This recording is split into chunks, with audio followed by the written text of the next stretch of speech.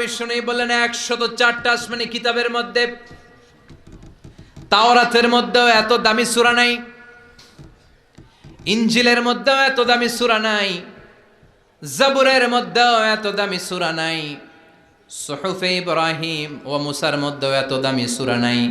যে দামি সূরাটা আল্লাহ আমাকে দান করেছে ওই দামি সূরাটা হলো, সবাই পড়েন, আলহামদুলিল্লাহি রাব্বিল আলামিন আর রহমানির রহিম মালিকি ইয়াউমিদ্দিন ইয়্যাকা না'বুদু ওয়া ইয়্যাকা নাস্তাঈন ইহদিনাস সিরাতাল মুস্তাকিম সিরাতাল লাযীনা আন'আমতা আলাইহিম গায়রিল মাগদুবি আলাইহিম ওয়ালাদ-দাল্লিন। চিল্লায়ে পড়েন আমিন।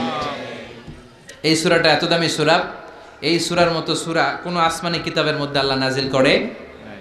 এই সূরাটা মাত্র 7টা আয়াত নিয়ে গঠিত। সবাই বলেন কয়টা আয়াত? মুখস্থ আছে না? মাত্র 7টা আয়াত। এই সূরাটা অনেকটা অভিনন্দন পত্রের মতো, ওয়েলকামিং লেটার। কি লেটার? ওয়েলকামিং লেটার, মানপত্র, অভিনন্দন পত্রের মতো। অনেক সময় আমাদের এলাকায় এমপি মন্ত্রীরা আসে না প্রধান অতিথি হয়ে, তখন আমরা মানপত্র দেই, অভিনন্দন পত্র দেই, ঠিক কিনা? অভিনন্দন পত্রে কমসে কম 3টা অংশ থাকতে হয়। চিৎকার করে বলেন কয়টা? 3টা। প্রথমে থাকতে হয় প্রশংসা। কথা কন। প্রথমে আমরা তার প্রশংসা করি, আপনি সুমহান অতিথি, আপনার মতো মানুষ পৃথিবীতে দ্বিতীয়টা নাই, আপনার চরিত্র ফুলের চেয়েও পবিত্র। আছে না নাই? প্রথমে আমরা তার প্রশংসা করি, উই প্রেইজ হিম, আমরা তার প্রশংসা করি। দ্বিতীয় পর্বে আমরা নিজেদের পরিচয় দেই। আমরা এই হাই স্কুলের কমিটি, আমাদের একটা একাডেমিক ভবন লাগবে, আমরা এই মসজিদের কমিটি, আমরা এই মাহফিলের কমিটি, আমি সভাপতি, উনি সেক্রেটারি, উনি ক্যাশিয়ার, আমাদের পরিচয়টা আমরা দেই। তৃতীয় পর্বে আমাদের দাবি দেওয়া শুরু করি। শুরুতেই কি দাবি দেওয়া আরম্ভ করা যায়? এটা দাও, ওইটা দাও, দিতে হবে, না দিলে মানি না, মানবো না। প্রথমে যদি বলেন মানি না, মানবো না, খবর আছে না নাই? তারপরে নিজেদের পরিচয় পেশ করতে হয়, তারপরে দাবি দেওয়া পেশ করতে হয়। সূরাতুল ফাতিহাটা হুবহু এরকম একটা অভিনন্দন পত্রের মতো। 7টা আয়াতের প্রথম 3 আয়াতে কেমন করে আমরা আল্লাহর প্রশংসা করব, আল্লাহর গুণকীর্তন করব, আল্লাহ সেটা শিখাইয়া দিলেন। সুবহানাল্লাহ নাই? চতুর্থ আয়াতে কেমন করে আমরা আমাদের নিজেদের পরিচয়টা আল্লাহর কাছে পেশ করব, সেটা আল্লাহ শিখাইয়া দিলেন। এরপরে আমাদের দাবি দেওয়া আল্লাহর কাছে আমরা কেমন করে পেশ করব, ওইটাও আল্লাহ শিখাইয়া দিলেন। তাহলে প্রথম 3টা আয়াতে আল্লাহ তাআলার প্রশংসা কেমন করে করতে হয় আল্লাহ শিখালেন। চতুর্থ আয়াতে কেমন করে আমাদের পরিচয়টুকু আল্লাহর কাছে পেশ করব, আল্লাহ সেটাও শিখাইয়ে দিলেন। শেষের 3টা আয়াতে কি দাবি দেওয়া আমাদের পেশ করা দরকার, আমাদের চেয়ে ভালো জানে কে? কেউ যেটা জানে না, জানে কে? আমরা আমাদেরকে যত ভালোবাসি, আমাদেরকে আমাদের চাইতেও বেশি ভালোবাসে কে? সুবহানাল্লাহ। বাড়িতে গিয়ে কইন, আপনি আপনারে যত ভালোবাসেন আল্লাহ তাআলা আপনার চাইতেও আপনারে বেশি ভালোবাসে। আল্লাহু আকবার। প্রথম 3 আয়াতে প্রশংসা বাণী, চতুর্থ আয়াতে নিজেদের পরিচয়, পঞ্চম, ষষ্ঠ এবং সপ্তম আয়াতে কেমন করে দাবি দাওয়া পেশ করব সব শিখায়া দিলেন কে? এই সূরাতুল ফাতিহা, এটা কিন্তু আল্লাহর সাথে আমাদের কনভারসেশন, বুঝেন তো? কথোপকথন, ডায়ালগ। আমরা তো গড়গড় করে পড়ে শুধু সামনে আগাই, আসলে পড়াটা এমন নয়। সূরাতুল ফাতিহা যখন পড়ি, এই 7টা আয়াত পড়ার সাথে সাথে আল্লাহ তাআলা আমাদের সাথে কথা বলেন। আমরা যখন বলি আলহামদুলিল্লাহি রাব্বিল আলামিন, তখন আল্লাহ আমাদের সাথে কথা বলেন। আমরা যখন বলি আর রহমানির রহিম, তখনও তিনি কথা বলেন। তার মানে প্রতিটা বাক্যের উত্তর আল্লাহর পক্ষ থেকে আছে না নাই? আমরা যখন পড়ি আলহামদুলিল্লাহি রাব্বিল আলামিন, আল্লাহ ফেরেশতাদের ডেকে বলে হামিদানি আব্দি, নজর করে দেখ আমার বান্দা আমার প্রশংসা শুরু করে দিয়েছে। আল্লাহু আকবার। তোদেরকে বলেছিলাম ইন্নী জাইলুন ফিল আরদি খলিফা, আমি দুনিয়ার বুকে মানুষ বানাবো। তোরা বলেছিলি মানুষ বানিয়ে লাভ নাই, আমরাই তো ভালো, আমরাই তো ভালো। কেন আপনি মানুষ বানাবেন?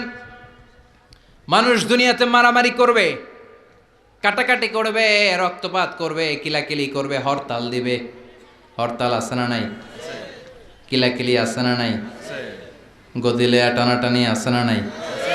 মানুষ তো রক্তপাত করবে। আল্লাহ মানুষ কেন, আমরাই তো ভালো। আল্লাহ বলেছিলেন ইন্নী আ'লামু মা লা তা'লামুন, আমি যেটা জানি তোরা সেটা জানিস না। চিৎকার করে বলেন ঠিক কিনা? তো ফেরেশতাদেরকে দেখানোর জন্য আল্লাহ বলবেন হামিদানি আব্দি, দেখ তোরা মানুষ বানাতে নিষেধ করেছিলি, নজর করে দেখ আমার বান্দা আমার প্রশংসা গাওয়া শুরু করে দিয়েছে। এরপর আমরা যখন বলি আর রহমানির রাহিম, আপনি দয়ালু, আপনি মেহেরবান, আল্লাহ বলে নজর করে দেখ আসনা আলাইয়া আবদি, আমার বান্দা আমার গুণকীর্তন করা শুরু করেছে। আমরা যখন পড়ি মালিক ইয়াউমিদ্দিন, আল্লাহ সাথে সাথে বলে দেয় মাজ্জাদানি আবদি, আমার বান্দা আমার মর্যাদার বর্ণনা দিয়েছে। সুবহানাল্লাহ। এরপরে আমরা যখন বলি ইয়্যাকা না'বুদু ওয়া ইয়্যাকা নাস্তাঈন, আল্লাহ বলে হাযা বাইনি ওয়া বাইনা আবদি, এই কথাটা আমার বান্দার সাথে সম্পৃক্ত, এটা আমার আর আমার গোলামের ব্যাপার। এত চমৎকার কথা আমার বান্দা বলেছে, আমি আমার বান্দার উপর এত খুশি হয়েছি, এখন আমার বান্দা আমার কাছে যা চাইবে তাই দিয়ে দেব। এভাবে কনভারসেশন হয়। আমরাও বলি, আল্লাহও বলে, আমরা বলি উনি শোনেন, উনি বললে আমরা শুনি। এরকম একটা ফিলিংস আমাদের অন্তরের ভেতরে থাকার দরকার আছে না নাই? 7টা বাক্য, শুধুমাত্র কেবলমাত্র কয়টা বাক্য? 7টা। চিল্লায় বলেন। 7টা। সালাতের মধ্যে আমাদের অনেকের মনোযোগ থাকে না, এরকম একটা অভিযোগ অনেকের আছে না নাই? যে হুজুর অনেক চেষ্টা করে মনটারে ধরে রাখতে পারে না, মন একবার এদিকে যায়, আরেকবার ওদিকে যায়, একবার ডানে একটা বায়ে। মনকে আরবিতে বলে কলব। চিল্লায় বলেন মনকে আরবিতে কি বলে? কলব শব্দের অর্থ হচ্ছে নাড়াচাড়া করে, যেটা পরিবর্তন হয়। পৃথিবীতে সবচাইতে নাড়াচাড়া করে যে জিনিসটা এদিকে দিকে ছোটে, ওটা হচ্ছে মন। ওটা কি? পাগল মোহন, মোহন রে মন কেন এত কথা বলে। কত কথা কয় এই মন, কত দিকে যায় এই মন। এখন আমার মন আছে এখানে, একটু পরে ছুটছে ঢাকা, এরপরে সৌদি, এরপরে আমেরিকা। পাসপোর্ট ভিসা কিছু লাগছে? কথা কন। এটা খুব দ্রুত ছুটে চলে যেতে পারে, এজন্য এটাকে ধরে রাখতে হয়। নামাজের মধ্যে যদি মনটারে ধরে রাখতে হয়, কি কি পড়তেছেন অর্থ জানার দরকার আছে না নাই? আসুন আজকের এই তাফসির মাহফিলে অন্তত প্রতিদিন সূরাতুল ফাতিহার মধ্যে যে 7টা আয়াত আমরা পড়ি, এগুলোর অর্থ জেনে যাই, কি বলে আল্লাহর প্রশংসা করি, জানার দরকার আছে না নাই? আসুন মনোযোগ দিয়ে একটু শিখার চেষ্টা করি। প্রথম আয়াতে আল্লাহ বলছেন আলহামদুলিল্লাহি রাব্বিল আলামিন, সকল প্রশংসা বহুমাত্রিক জগতের প্রতিপালক আল্লাহ তাআলার জন্য। সুবহানাল্লাহ পড়েন। আর রহমানির রাহিম, দয়াময় মেহেরবান প্রভু হে। মালিক ইয়াউমিদ্দিন, তিনি প্রতিফল দিবসের মালিক। ইয়্যাকা না'বুদ ওয়া ইয়্যাকা নাস্তাঈন, আমরা শুধুই আপনার ইবাদত করি, আমরা শুধুই আপনার কাছে সাহায্য চাই। ইহদিনাস সিরাতাল মুস্তাকিম, প্রভু হে আপনি সহজ সঠিক সহজ সরল পথের দিশা দেন। সিরাতাল্লাযীনা আন'আমতা আলাইহিম, তাদের পথ যে পথে আপনার রহম বরকত অবারিত। গায়রিল মাগদুবি আলাইহিম ওয়ালাদ-দাল্লিন, আমরা অভিশপ্তদের পথও চাই না, আমরা পথভ্রষ্টদের পথও চাই না। আমিন। চিৎকার করে পড়েন আমিন। তার মানে প্রথমে কি করে প্রশংসা করব আল্লাহ শিখালেন, পড়েন আলহামদুলিল্লাহি রাব্বিল আলামিন, সকল প্রশংসার মালিক বহুমাত্রিক জগতের পালনকর্তা আল্লাহর জন্য। প্রশংসা কার জন্য? আল্লাহর জন্য। চিৎকার করে বলেন প্রশংসা কার? আল্লাহ। প্রথম শব্দটা হচ্ছে আলহামদু। প্রথম শব্দটা কি? হামদুন মানে প্রশংসা। আওয়াজ করে জবাব দিতে হবে মুসলমান, হামদুন মানে কি? প্রশংসা। প্রশংসার মালিক কে? আল্লাহ। এক সাহাবী নিজ থেকে মনে মনে নিজের ইচ্ছায় ভেতর থেকে আল্লাহর 4টা তাসবিহ বানায় ফেলছে। ওই 4টা তাসবির প্রথম তাসবিহটা ছিল এই হামদ শব্দ থেকে নেয়া, মানে হামদান মানে কি? কাসীরান তাইয়িবান মুবারাকান ফি। বিশ্বনবী নামাজ পড়াচ্ছেন, রুকু থেকে উঠলেন, সামি আল্লাহু লিমান হামিদা, পেছন থেকে সাহাবারা পড়ল রব্বানা। আরেকজন সাহাবী অতিরিক্ত বাড়িয়ে পড়ল, হামদান কাসীরান তাইয়িবান মুবারাকান ফি। 4টা তাসবিহ বাড়িয়ে পড়েছে, চিৎকার করে বলতে হবে কয়টা? এই 4টা তাসবিহ কিন্তু বিশ্বনবী ওই সাহাবারে শিখায় নাই। নামাজ শেষ, বিশ্বনবী বললেন, আমি যখন রুকু থেকে দাঁড়িয়ে বলেছি সামি আল্লাহু লিমান হামিদা, তোমরা ফিসফিস করে পড়েছ রব্বানা ওয়ালাকাল হামদ, খুব ভালো, কিন্তু কে যেন ফিসফিস করে অতিরিক্ত পড়েছ হামদান কাসীরান তাইয়িবান মুবারাকান। সবাই পড়েন হামদান কাসীরান তাইয়িবান মুবারাকান। আওয়াজ করে পড়েন। 1 নাম্বারটা কি? 2 নাম্বার, 3 নাম্বার, 4 নাম্বার।